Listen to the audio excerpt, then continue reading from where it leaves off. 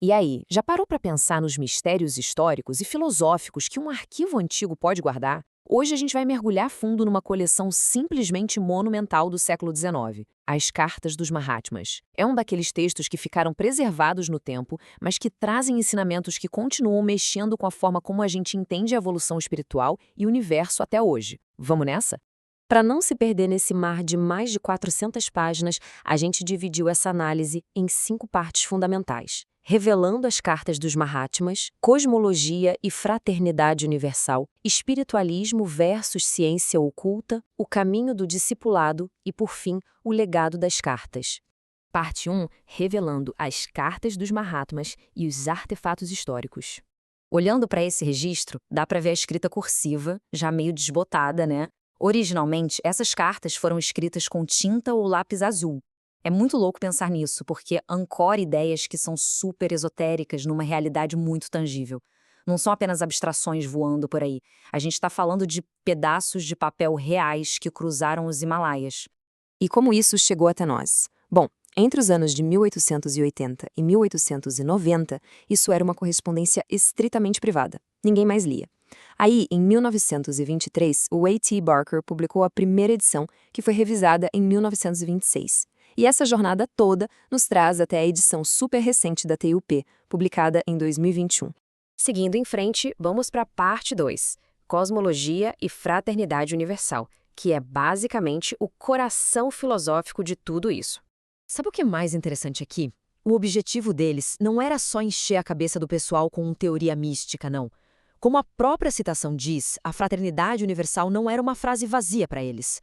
O propósito supremo ali era promover uma irmandade autêntica entre todas as pessoas.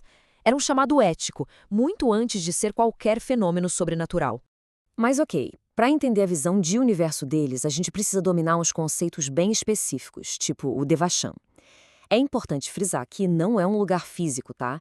É mais como um estado de pura felicidade e paz depois da morte, onde a alma verdadeira descansa e processa tudo, totalmente desligada das tristezas do mundo. A duração disso depende da bagagem e do karma da pessoa. E aí a coisa ganha áreas de matemática pura. Eles não viam a criação do universo como uma linha reta, mas em ciclos complexos. Imagina só, a evolução acontece através de uma cadeia de 7 globos em arcos que sobem e descem. É um sistema absurdamente detalhado que mapeia a vida e até os 7 princípios que compõem o ser humano. Parte 3. Espiritualismo versus ciência oculta. Prepara que aqui a gente entra numa das maiores polêmicas do século XIX. No olho desse furacão está um conceito chamado cama louca. Pensa nisso como uma casca emocional, um resíduo mental que fica para trás e começa a se desintegrar depois que alguém morre.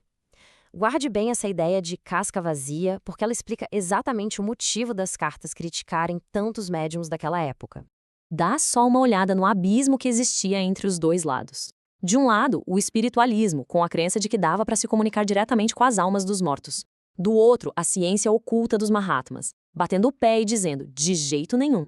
Para eles, as almas de verdade estavam lá no Devachan e os médiums estavam, na verdade, só cutucando aquelas cascas inconscientes do Kamaloka que ecoavam memórias, sem consciência genuína nenhuma.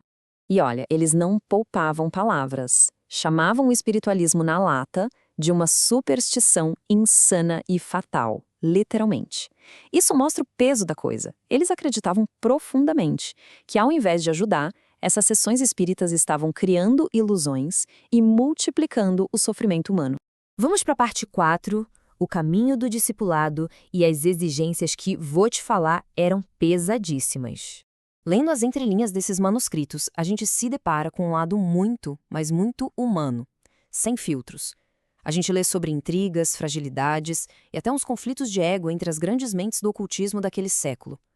Mostra bem o quão absurda era a pressão em cima de quem tentava trilhar esse caminho. Esse período de provação não era brincadeira, não. Era um verdadeiro raio-x. Testava obediência total, exigia o controle do ego e expunha cada pingo de vaidade. Pega o caso do Al-Homi, por exemplo, um cara brilhante, mas que esbarrou no próprio orgulho. Ou as lutas imensas e os desafios enfrentados por H.P. Blavatsky. Era um escrutínio implacável. A mensagem era nua e crua. A ciência oculta é, como eles mesmos disseram, uma amante ciumenta. Tolerância zero para autoindulgência. Quem quisesse evoluir de verdade ia ter que sacrificar totalmente os apegos normais do mundo. É o retrato de uma jornada extenuante, solitária e sem atalhos. E assim chegamos à parte 5, o legado das cartas e a grande justificativa de quem organizou tudo isso. A questão é, como essas cartas, que eram estritamente privadas, vieram parar no mundo? O compilador A.T. Barker teve que dar uma bela justificativa. O argumento dele? A sociedade teosófica estava numa crise interna pesada, se distanciando dos ensinamentos originais. Então, publicar os textos não foi só aceitável. Na visão dele, foi uma intervenção de emergência para consertar o rumo das coisas. Mas aí fica aquela tensão no ar, né? Será que vale a pena revelar segredos esotéricos que deveriam ficar sob sigilo total só para tentar salvar uma organização que está afundando? É um embate clássico, manter as regras antigas de segredo absoluto ou jogar a verdade na mesa para tentar curar as distorções modernas. Fato é que, hoje, todo esse arquivo gigantesco está muito bem preservado e disponível para qualquer pessoa. Olha como o mundo dá voltas. O que antes era trancafiado a 7 chaves mudou de status completamente e agora é literalmente domínio público, como a gente vê nessa edição de 2021. Para fechar o nosso raciocínio, é impossível não se perguntar, no meio de tanta divisão que a gente vive hoje, qual é o peso real dessa ideia de fraternidade universal.